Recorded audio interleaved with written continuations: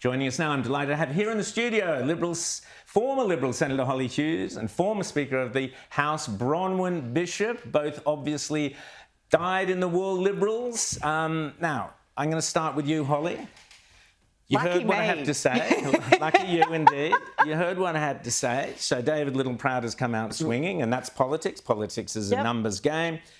In the past, Menzies swapped parties, party dynamics changed. It's not the role of the members to serve the party.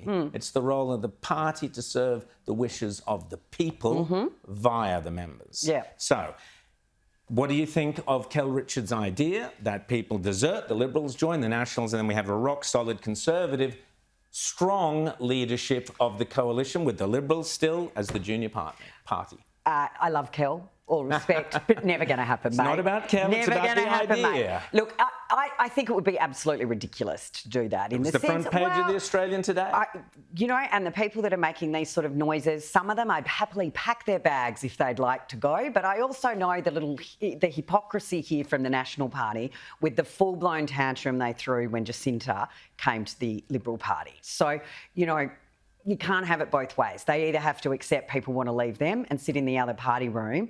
I think this is a bit of trickery and a bit of moving of hands around that some of the members of the Liberal Party room who aren't getting their way, trying to cause more and more ruptures. But it's not the Liberal Party, it's not the members of the Liberal Party, Hollie. Well, it is the members of the Liberal Party that put the number. No, but it was the Liberals looking at the lie of the land. And you cannot argue, Hollie, I've said it last week on this show and on Outsiders, the strength of the individuals, the Conservative individuals, particularly in the Senate, coalition Conservatives, is amazing. Well, we could have one of the best governments in the world. They're floundering in the backbenches, they're floundering around the Senate, and we've got no leadership at a time when Trump is soaring ahead, when Labor's on the nose in Britain and here, and we've got no leadership. Bronwyn, what do you make of Kel Richards' idea?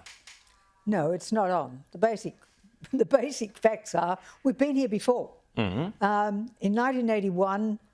Sitting there, the leader of the opposition lost his seat. Won 69 seats, Liberals got 14, Nationals got 14. The discussion was all on, the Nats can lead, the Nats can lead. No, because the Liberals will always be the dominant party. And because of our voting system of compulsory preferential voting, at the end of the day, you have to vote Labor or Liberal. That's just the way it is. There's no room for a Farage to come through the middle. Nope. However, when I listened to that ridiculous speech of Senator Patterson's, I was profoundly disappointed because I don't want to hear one more speech from a Liberal saying, we've all got to unite and you've got to do this, talking about themselves. That's all he did, talk about ourselves. Don't give the speech. Say we cancel the speech, we've nothing to say. Because until we've got a leader that can galvanise the troops around ideas that can win an election, they're floundering in an abyss. But just to pick you up on what you said, which is not accurate, Bronwyn, you don't vote Liberal or Labor in this country, you vote coalition or Labor in this country. That's the choice. That's what our preferential system forces you to do. That's right. Now, we're talking about a rearrangement of the coalition. We're not talking about, so what David Littleproud is talking about is saying shift the balance to the Nationals, who have obviously more in touch with the electorate because they did better at the last election. Shift the balance away from these left-wing teals, whatever you want to call them, Labor-light mob who seem to be hell-bent on destroying the Liberal Party. They're the ones destroying the Liberal Party, not the public. Let me tell you, most of them are Conservative in name only. They may claim to be members of the hard right or the right faction. They just like each other and have lunch.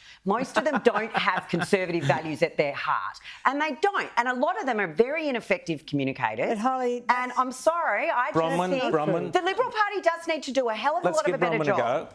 The fact of the matter is there are good Conservatives who are also good Liberals in the party that they understand and love.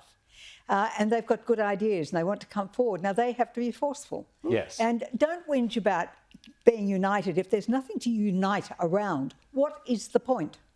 The fact of the matter is someone has to emerge to take the reins and do it. Now, back to the New South Wales example, it took 2 elections for Nick Greiner to finally get people back into government, and I was the state president and driving it. So until you find that galvanising force that says, right, we are going to give people cheaper electricity like we used to have. Yes, we are going to say that the migration issue is impinging not just on housing, but on hospitals, on aged care, on dental services, on getting a licence, because that all flows from having too many people and not enough services to do it. So we've got to look after the people who are here and now and say so. 10 seconds? Oh, absolutely. And you know what? Shadow ministers, I was a shadow minister and would go out and speak about what were policies in my area. There is nothing stopping Downtown coming out and talking about energy. There is nothing stopping Julie and Lisa coming out and talking about education now. There is nothing stopping John O'Duniam coming out and speaking about home affairs now. There is absolutely nothing stopping these people. And if they seriously want to keep their jobs, they should be out front and centre actually talking to the people. There you go. You've heard it from two of the greats, Bronwyn Bishop and Hollie Hughes. Great to have them both here on The World According to Rowan Dean. What great stuff.